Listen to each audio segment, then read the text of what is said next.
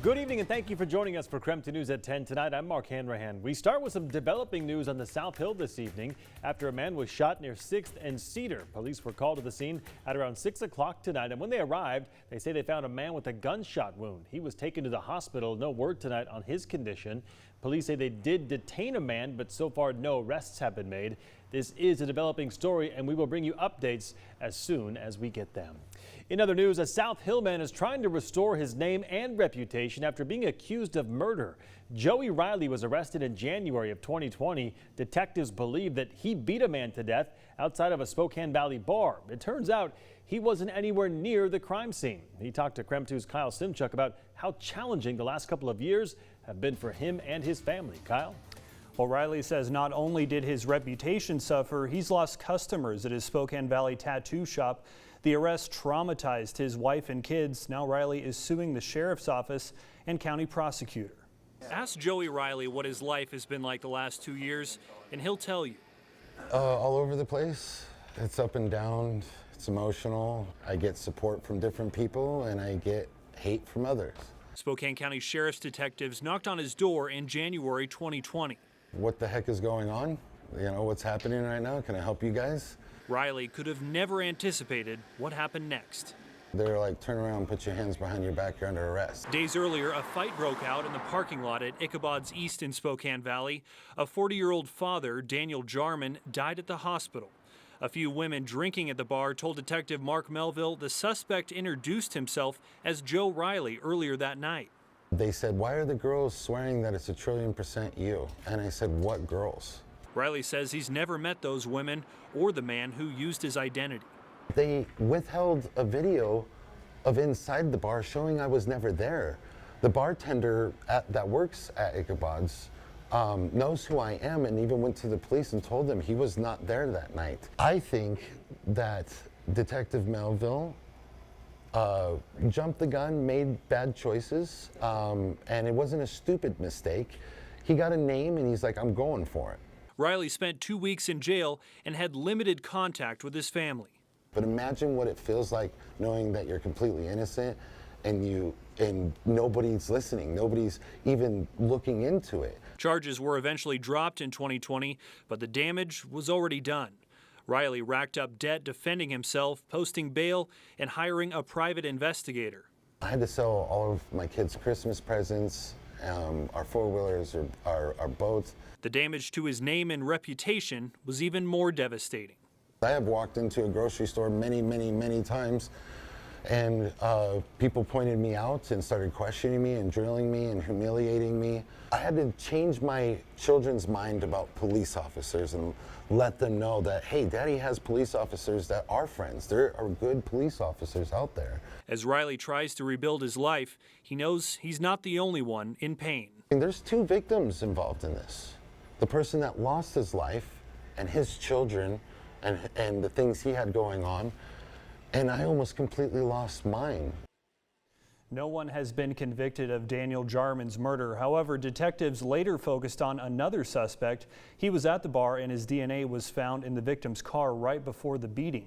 Spokane County prosecutor declined to charge the man, saying they couldn't prove whether he acted in self-defense. Finally, we did reach out to the sheriff's office. A spokesperson declined to comment, citing the ongoing civil suit. Mark. Well, thank you very much. Richard Aguirre, the former Pasco police officer accused of murder, has let go of his attorney ahead of his second trial. According to court documents, Aguirre and his longtime attorney, John Henry Brown, had decided to go separate ways. Brown, a Seattle attorney who's represented infamous clients like Ted Bundy in the past. Brown represented Aguirre for years, including 2 trials for rape charges in Pasco. The first trial ended in a mistrial, and Aguirre was acquitted in the second. Most recently in December, Aguirre was on trial for the 1986 murder of a Spokane woman. That ended in a mistrial after jurors failed to reach a verdict. Aguirre's new trial is set to start at the end of May. New tonight, could online classes stick around after the pandemic? A proposed law in Washington would allow school districts to have online lessons up to 1 day a week. The bill's sponsor, Senator Manka Dhingra, says the idea came from high school students who enjoyed asynchronous instruction. But parents lined up online to tell lawmakers the idea reminds them of the darkest days of the pandemic. Senator Dingra says offering occasional online lessons without direct teacher involvement gives students a different way to learn and work together. Last year, Lake Washington High School implemented in-person learning with asynchronous Wednesdays. The switch to what was essentially a 4-day work week gave me more time to complete my work, let me practice clarinet and soccer, and increase my engagement with the various clubs of which I was a part. Senator Dingra also says that he's open to only allowing high schools to offer optional and occasional asynchronous lessons. Also new tonight, 4 people within Spokane City Council offices have now tested positive for COVID-19. That's according to City Council member Karen Stratton. Now, to be clear, these are not council members. In an email obtained by KREM 2 from City Manager Johnny Perkins, all city meetings and trainings have moved online. Any in-person meetings that are not time sensitive are postponed until next month. This also comes as the city says new employee cases have been reported at the pandemic highs over the past 2 weeks. The Life Flight Network, which is the largest not-for-profit air ambulance provider, has announced the addition of a helicopter critical care transport base in Coeur d'Alene. The new base is set to open this spring. It will add to existing helicopter and fixed-wing services in north and central Idaho, eastern Washington, and western Montana. All right, let's talk weather now. We saw a foggy start to our morning today, but could we potentially see snow or rain tomorrow?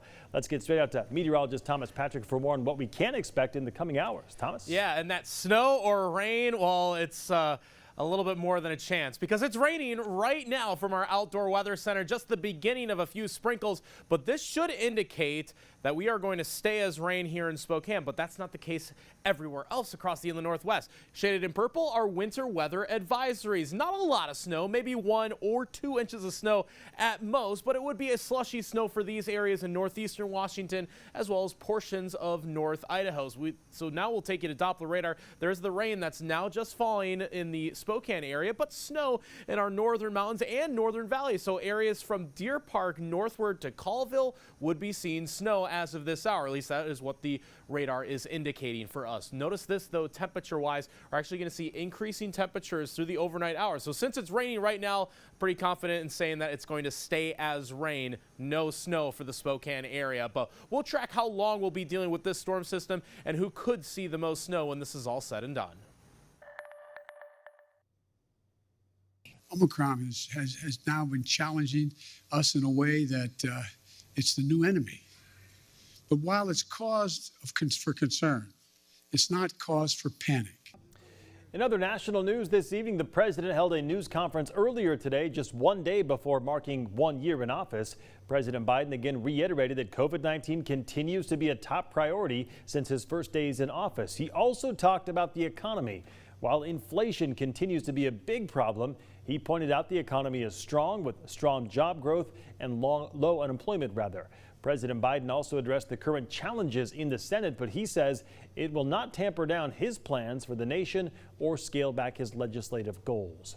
Well, despite some vocal opposition from some members of the community, the Coeur d'Alene City Council voted to accept more than $4.2 million in American Rescue Plan funds.